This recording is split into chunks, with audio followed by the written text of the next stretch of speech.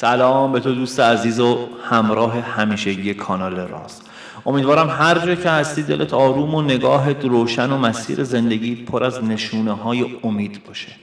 اگه امروز با نیتی در دل یا سوالی در ذهن به سراغ این پیام اومدی، امیدوارم کلمات حافظ چراغی توی مسیرت روشن کنه و پیامی که نیاز داری در زمان درست به قلبت برسه. خداوندا درای گشایش رو به روی کسانی که چشم انتظار خبرهای تو هستن باز کن. دلای خسته رو به آرامش، ذهنهای درگیر رو به اطمینان و قدمهای مردد رو به روشنایی هدایت کن. اگر کسی در انتظار نتیجه مهم، موفقیتی بزرگ یا رسیدن به آرزوی دیرینه است، بهترین تقدیر رو براش رقم بزن. من سکوت میکنم تا فرصت داشته باشی که نیت کنی، یعنی تصور کنی هر آنچه که در تمنای اتفاق افتادنش هستی.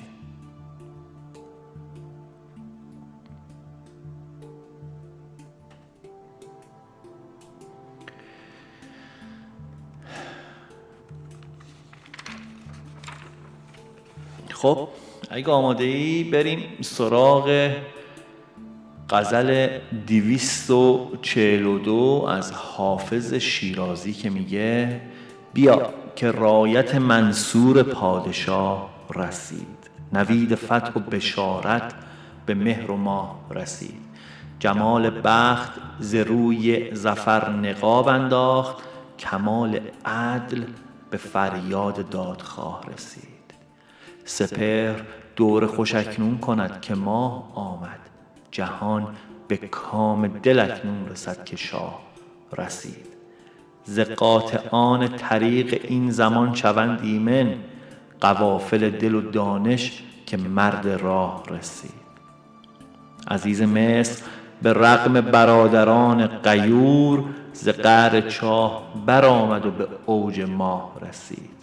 کجاست صوفی دجال فعل ملحد شکل، بگو بسوز که مهدی دین پناه رسید.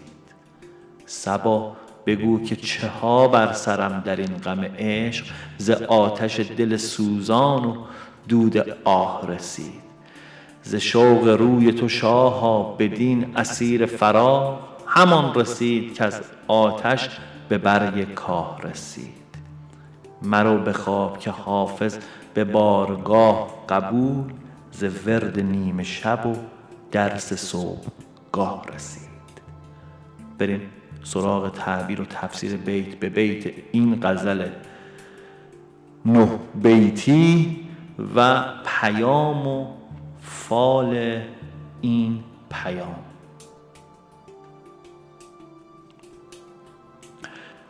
حافظ توی بیت اوله که میگه پرچم پادشاه پیروز برافراشته شد و خبر فتح و موفقیت همه جا رو فرا گرفت. این بیت نشونه پایان یک دوره بلا تکلیفیه. گاهی انسان مدتها تلاش میکنه اما نتیجه رو نمیبینه. حافظ میگه زمان به ثمر نشستن برخی تلاش‌ها نزدیکه و نشونه های موفقیت کم کم توی زندگی آشکار میشه. جمال بخت ز روی ظفر نقاب انداخت، کمال عدل به فریاد دادخواه رسید.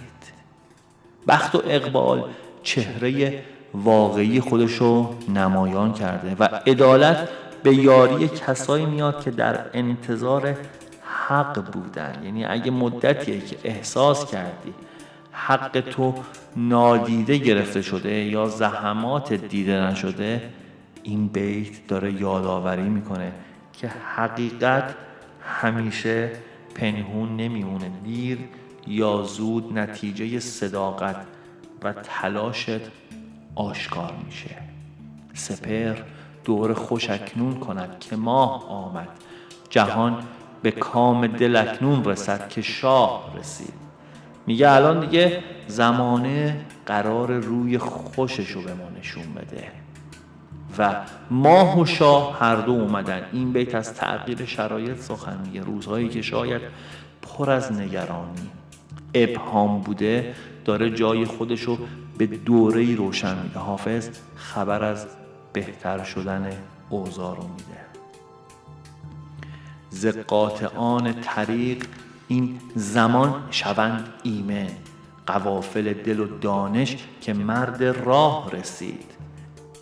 داره اینجوری مثال میزنه، میگه این کاروان ها بودن در گذشته که حرکت میکردن و مسیر رو طی میکردن، راهزن بهشون میزنه. میگه کاروان های دل و دانش الان دیگه از دست راهزنا در امانن، چون مرد بزرگ و رهبر واقعی رسیده و در امان میمونن کاروان ها. یعنی چی؟ یعنی توی زندگی امروز گاهی ترس، تردید و افراد منفی نقش راهزن رو بازی میکنن.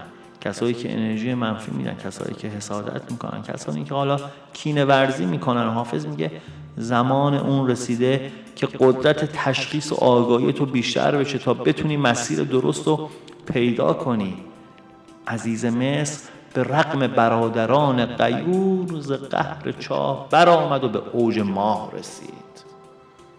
یعنی چی؟ یعنی یوسف با وجود تمام حسادت برادرانش، با اون دسیسه‌ای که واسش درست کرده بودن، از ته چاه به مقام بزرگی رسید و به شدت این امید بخش برای امروز من و تو. یکی از امید بخش ابیات این غزله، اگر احساس میکنی در حق تو بیمهری شده یا با موانعی توی زندگیت همیشه رو به رو بودی، یا اینکه بخت و اقبال اجازه نداده که تو اون جایگاه واقعی تو پیدا کنی، داره بهت یادآوری میکنه اینجا که حافظ که سقوط‌های موقت نمیتونه سرنوشت واقعی انسان رو تعیین کنه. کجاست صوفی دجال فعل ملحد شکل؟ بگو بسوز که مهدی دین پناه رسید. دوره فریبکاری و دروغ مدعیان به پایان رسیده و زمان ظهور حقیقته. این بیت دعوتیه به دوری از ظاهر فریبی و اعتماد به حقیقت. در دنیای امروز هم تشخیص صداقت از نمایش خب خیلی مهمه دیگه. صبا بگو که چه ها بر سرم در این غم عشق، ز آتش دل سوزان و دود آه رسید.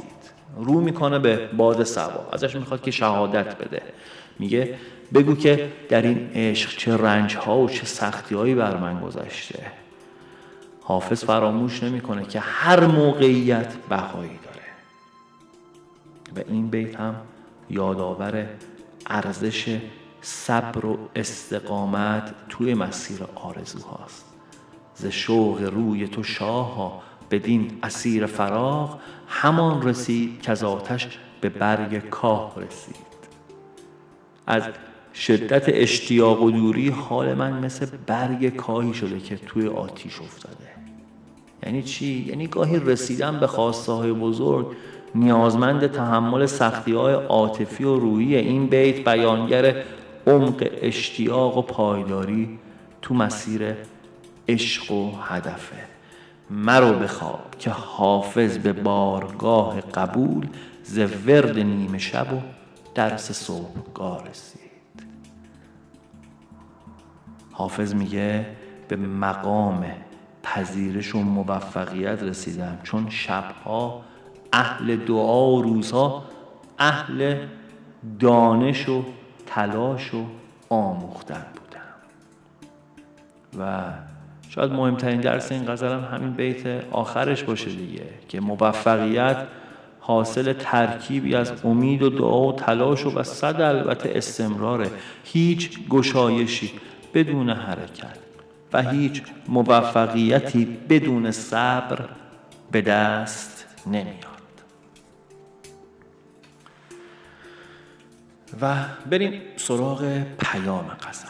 حافظ توی این غزل از رسیدن زمان گشایش داره سخن میگه.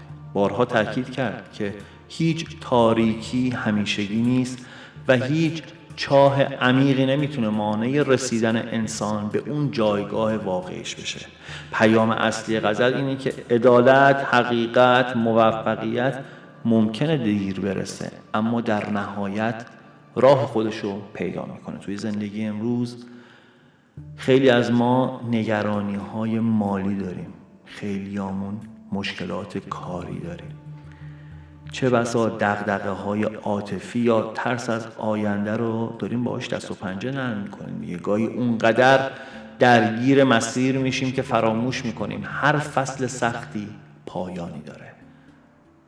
حافظ به ما یادآوری می‌کنه که خیلی از اتفاقات خوب درست زمانی از راه میرسه که تصور می‌کردیم دیگه امیدی باقی نمونده و این پیام دعوتیه به حفظ ایمان، این که توی تاریک ترین لحظات علیرغم این که تحت فشارم هستی ولی بدونی که میشه به یک نیرو، به یک خدا و یک باور اعتقاد داشت که زمان بندیش مولای درزش نمیره. اگه امروز نتیجه تلاشاتو نمیبینی به این معنی نیست که تلاشات بی ثمره.